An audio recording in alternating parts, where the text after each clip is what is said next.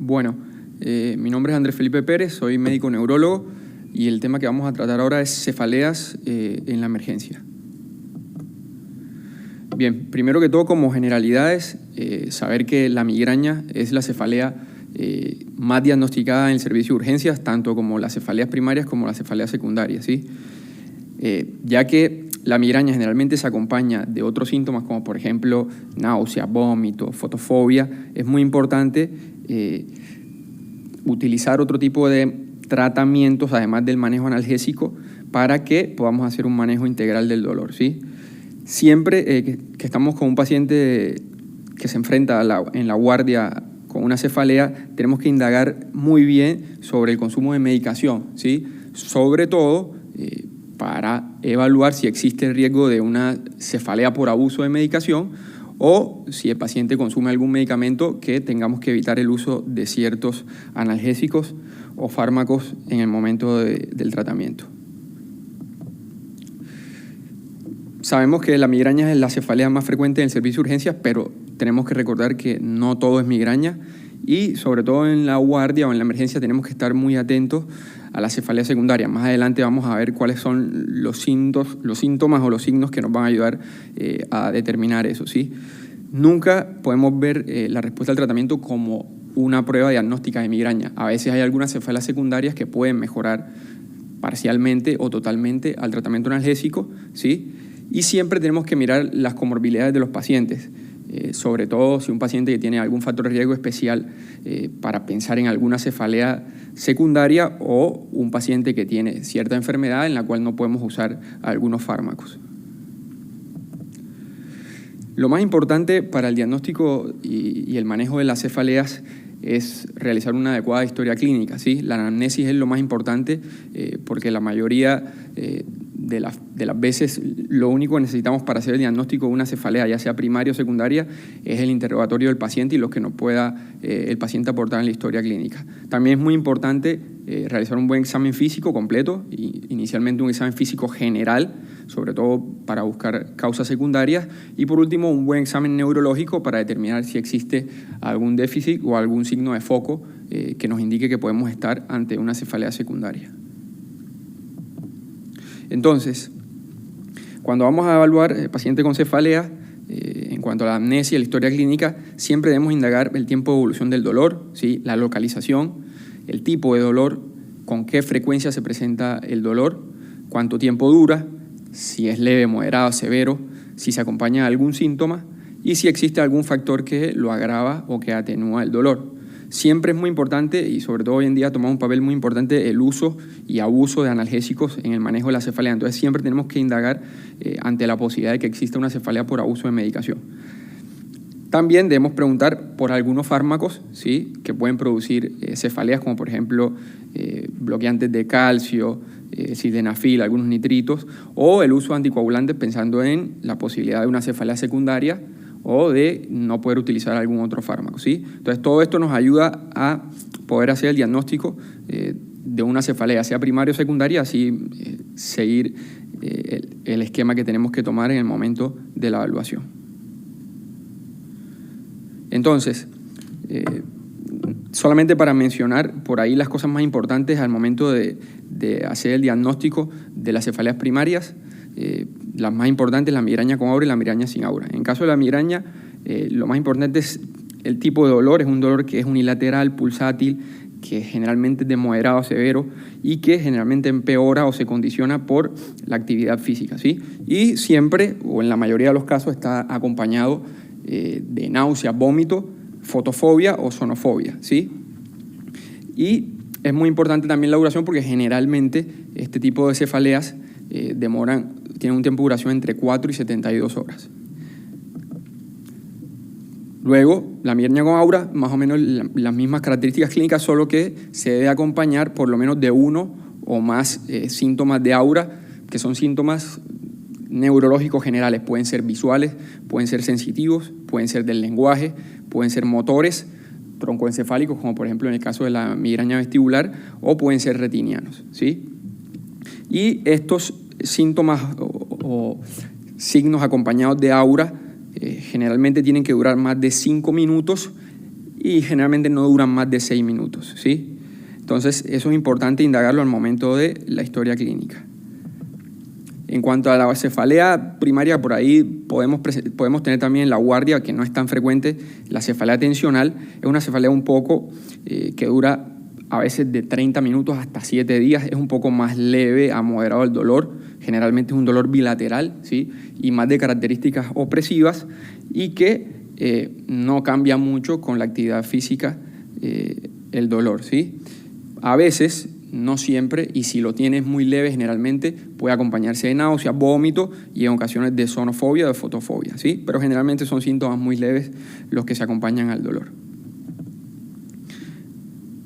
Y después, por último, en las cefaleas primarias, una de las cefaleas que también podemos tener con frecuencia en la guardia es la cefalea en racimos, que es el tipo de cefalea más frecuente por ahí en los hombres que en las mujeres. Y es un dolor que es muy intenso, ¿sí? Generalmente es un dolor que es unilateral, que se presenta en la zona orbitaria o supraorbitaria y que generalmente dura entre 15 a 180 minutos si no se administra ningún tratamiento. Las características de ese dolor, además de ser muy intenso, ser unilateral, es que se acompaña generalmente de síntomas histamínicos, ¿sí? Entonces el paciente, además del dolor, manifiesta la presencia de inyección conjuntival o de lagrimeo, congestión nasal, rinorrea, edema palpebral, sudoración, rubefacción y a veces hasta sensación de taponamiento de los oídos, ¿sí? En algunas ocasiones se pueden presentar signos como miosis o tosis asociado también al dolor. Entonces, además de los tipos de cefalea primaria que debemos conocer y que tenemos que tener claro cuáles son los síntomas y cuáles son las características clínicas, existen las complicaciones de la migraña, que por ahí, al ser entidades un poco generalmente que demoran más tiempo o que se acompañan de algunos síntomas que son de alarma, por ahí son entidades que vamos a ver mucho más en la emergencia o en la guardia. Dentro de las complicaciones de la migraña tenemos el estatus migrañoso, que no es más que un paciente con una migraña que dura más de 72 horas. Generalmente estos pacientes debemos internarlos y manejarlos con medicación endovenosa porque no responden muy bien a una sola dosis o a la medicación oral, ¿sí? Después está el aura persistente sin infarto, que es un aura, sea cual sea de las que vimos, ya sea visual, sea aura auditiva, sea sensitiva, sea motora, que demora hasta una semana, a pesar de que el paciente ya no tiene dolor. Siempre en esos casos tenemos que tener una imagen, idealmente una resonancia de cerebro, para realizar secuencias de difusión y descartar que no estemos ante un infarto asociado a migraña. Y después está precisamente el infarto migrañoso, que es ese paciente que tiene migraña, aura, hace el déficit neurológico y se hace la resonancia y se encuentra en las imágenes de difusión un infarto agudo. Y por último está el otro paciente que es otra complicación de la migraña, aquel paciente que tiene una aura migrañosa y que desencadena una crisis epiléptica asociada al dolor. Esos pacientes siempre tenemos que tener una imagen para evaluar lo que tenemos que hacer. Después, dentro de las cefaleas secundarias, hay una cefalea que es muy importante tener en cuenta. Es la cefalea en trueno, o que también se conoce como cefalea en estallido, ¿sí?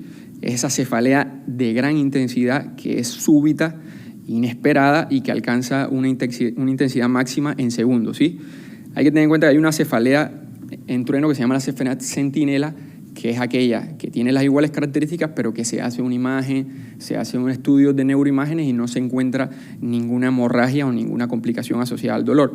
Y esto pueden ser pacientes que tienen un aneurisma cerebral y que tienen microsangrados cerca del aneurisma, pero que por imágenes no se puede determinar ese sangrado. Entonces estos pacientes, cuando uno los tiene en la guardia o les consulta, debe por lo menos en corto plazo hacer una angioresonancia, una angiotomografía o eventualmente una angiografía digital cerebral para descartar la presencia de una lesión aneurismática, ¿sí? Generalmente este tipo de cefalea, el 80% de los pacientes lo describen como el peor dolor de cabeza de la vida. Los diagnósticos diferenciales más importantes de la cefalea en estallido en trueno: primero, la hemorragia subaracnoidea, que es la principal que tenemos que descartar. Después, los accidentes cerebrovasculares, sobre todo el hemorrágico, es muy raro que el isquémico produzca cefalea, pero bueno, está reportado y lo ve uno en la práctica clínica con algo de frecuencia.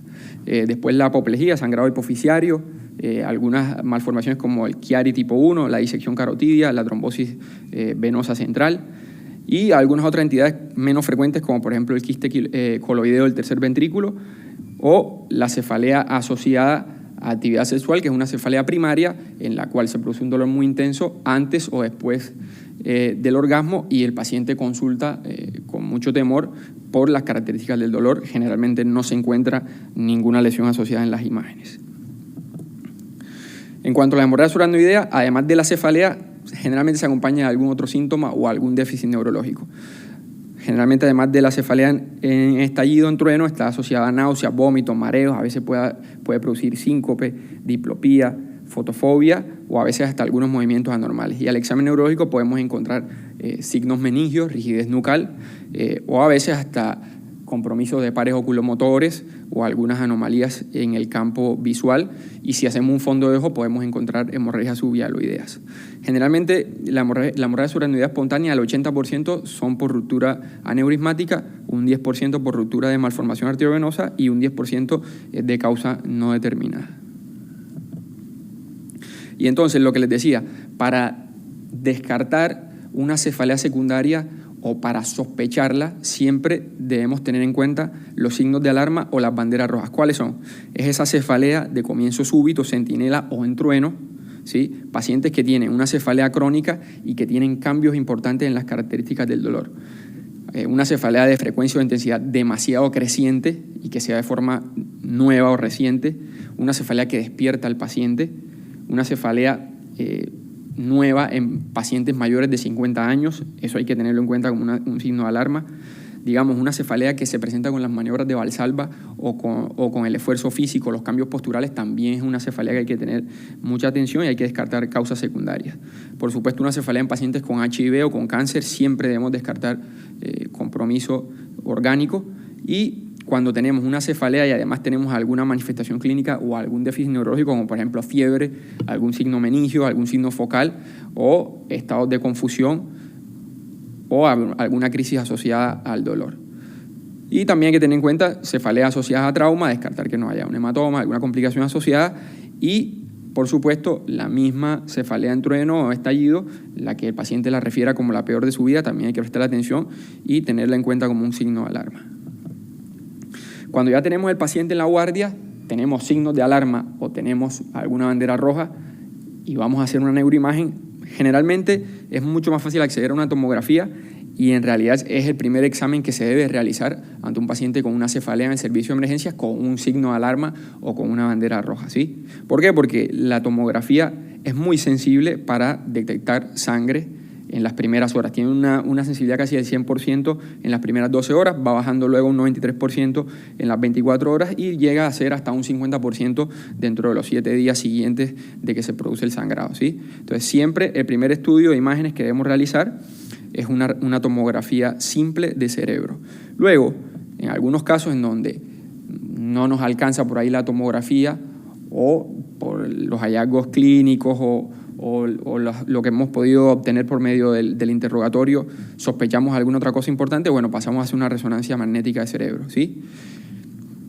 ¿En qué casos particulares? Generalmente en pacientes que tienen hidrocefalia en tomografía y que debemos delimitar si es de tipo obstructiva o no, en donde se sospecha, por ejemplo, un infarto migrañoso. Si tenemos un paciente que sospechamos una lesión ocupante de espacio que no se vea en la tomografía, sobre todo lesiones ocupantes de espacio de fosa posterior, de silla turca o lesiones en seno cavernoso, hacemos una resonancia. Si sospechamos un paciente que tiene una cefalea por hipotensión del líquido esofágico, tenemos que tener una resonancia. Una cefalea tusígena, descartar siempre que no haya una malformación, por ejemplo, tipo Chiari 1 asociada, o por ejemplo, si tenemos un paciente que presenta signos o síntomas de hipertensión endocraniana con una tomografía normal, siempre debemos descartar por medio de una resonancia y una angioresonancia con tiempo arterial y venoso la presencia de trombosis venosa cerebral que puede manifestarse así. Y en el caso que tenemos un paciente con cefalea en la guardia o en la emergencia, ¿cuándo debemos hacer una punción lumbar? La tenemos que hacer si sospechamos una hemorragia subaracnoidea con una tomografía normal, ¿sí? por ahí esa es una de las indicaciones más importantes. Y después está el paciente con una cefalea secundaria asociada a fiebre o a síndrome meningio, en donde nosotros sospechamos que podemos tener una meningitis o una encefalitis. Ese paciente también hay que hacerle una punción lumbar. Y en casos un poco menos frecuentes, por ejemplo, en pacientes que sospechemos que tienen hipertensión endocraniana idiopática o hipotensión del líquido cefalorraquídeo, hacemos una punción lumbar para realizar una medición de la presión de apertura y ver si estamos ante alguna de estas entidades.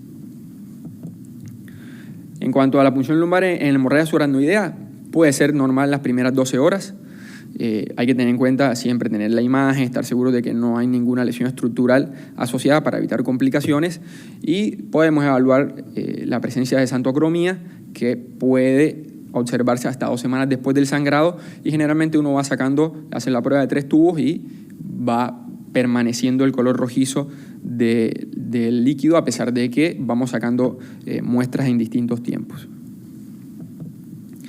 En cuanto al tratamiento de cefaleas en la emergencia o en la guardia, esta es una escala de la analgésica de la OMS que está modificada. La idea es siempre empezar con los medicamentos de menos potencia o que tengan menos efectos secundarios. Como todo, siempre el primer escalón vamos a utilizar los AINES o vamos a utilizar medicamentos como el acetaminofén o el paracetamol, ¿sí?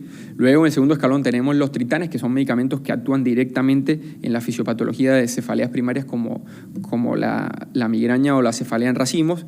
Después tenemos los opioides menores como el tramadol y, por último, derivados del ergot, o sea, la ergotamina, que también funcionan muy bien en los casos de cefalea primaria. Y, por último, si el paciente no logramos controlar el dolor con alguno de estos analgésicos, pasamos al último escalón, que sería el uso de opioides mayores, como por ejemplo la morfina, en los casos en donde sea necesario únicamente. La idea es que siempre que tenemos un paciente con cefalea, el tratamiento se inicie cuanto antes. Entre más rápido empiece el tratamiento, menor va a ser la intensidad del dolor y la duración. Entonces, lo ideal siempre es que el paciente se tome el analgésico por lo menos cuando sienta que va a empezar el dolor. A veces muchos pacientes tienen síntomas premonitorios, empiezan a bostezar, les da mucho sueño, empiezan con una punzada muy pequeña en la cabeza. En esos casos podemos iniciar inmediatamente el analgésico y por ahí la posibilidad de que el dolor sea más fuerte o más duradero es menor, ¿sí?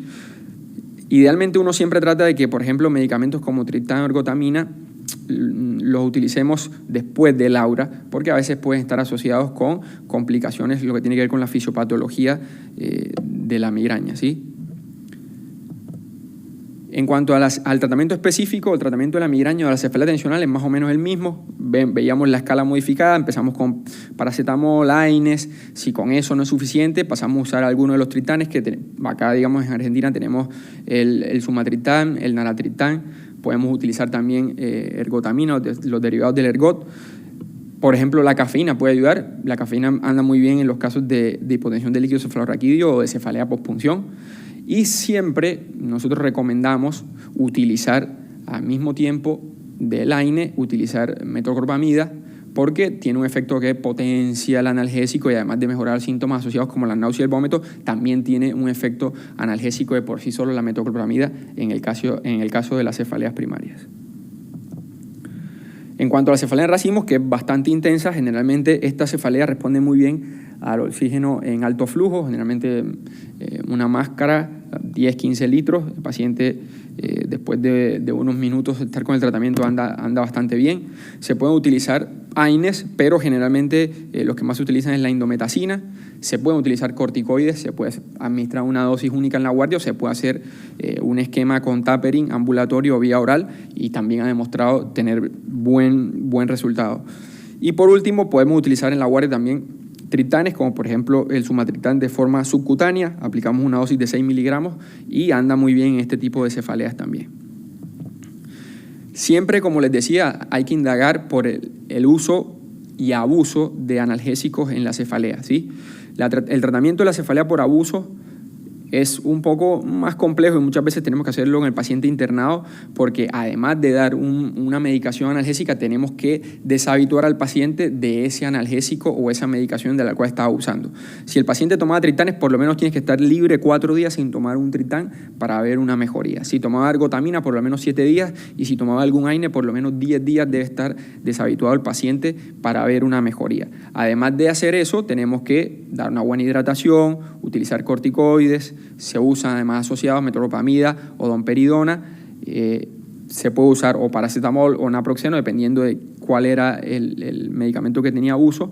Y por último, además de utilizar algunos medicamentos, si es necesario sedar al paciente, como por ejemplo clorpromacina, siempre se debe iniciar una profilaxis, o sea, una medicación que debe tomar el paciente diariamente para controlar el dolor y evitar así el abuso nuevamente de los analgésicos.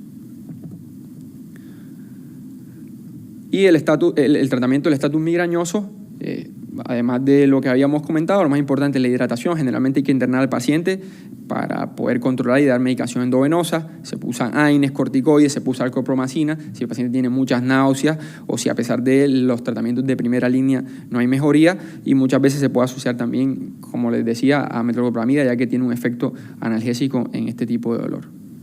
Por último, esto es un resumen más o menos de qué debemos hacer si tenemos un paciente con cefalea en el servicio de urgencia o en la guardia, hacer una adecuada historia clínica, un examen físico completo general y neurológico, ¿sí? Si estamos ante una cefalea primaria o una cefalea habitual, una cefalea que no nos preocupa porque no hay ningún signo de alarma, bueno, hacemos el tratamiento adecuado y enviamos al paciente para que se haga su control ambulatorio.